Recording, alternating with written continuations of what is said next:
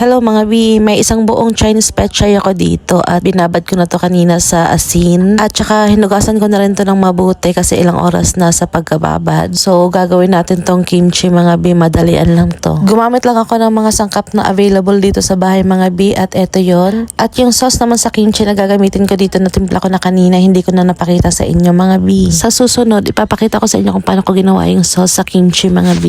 Kaya eto na lang muna ngayon mga B. Hindi ko nga pala to ginamitan ng blender mga B, chinap ko lang yung mga ingredients na tong sauce natin. Kaya ganito yung itsura niya, may mga buo-buo pero okay lang yan mga B. Pagkalagay ng sauce dito, ilalagay ko na rin tong ating sibuyas dahon, carrots, apples, singkamas na in-slice ko kanina. So eto lang yung kailangan ko para makagawa ng kimchi mga B. Pagkatapos ilagay na natin tong sibuyas natin dito. Ayan, hiniwalay-hiwalay ko siya mga B. Dito magkakamay na ako mga B kasi hindi ko to mahahalo lahat sa kutsara lang. Kailangan talagang kamayin at huwag kayong mag-alala dahil malinis tong kamay ko mga B. Hinugasan ko to ng mabuti. Pasensya na kayo dyan dahil ganito talaga ang paggawa ng kimchi. Kinakamay.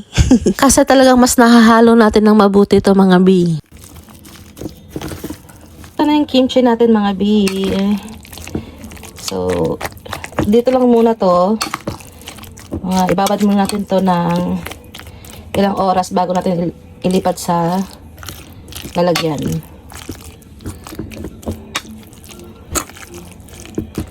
May kimchi na kami.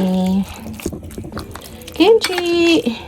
Shoutout nga po pala sa mga bagong followers namin dyan. Maraming salamat din po sa lahat ng mga manonood at mag-share nitong video namin. God bless po sa ating lahat. Bye!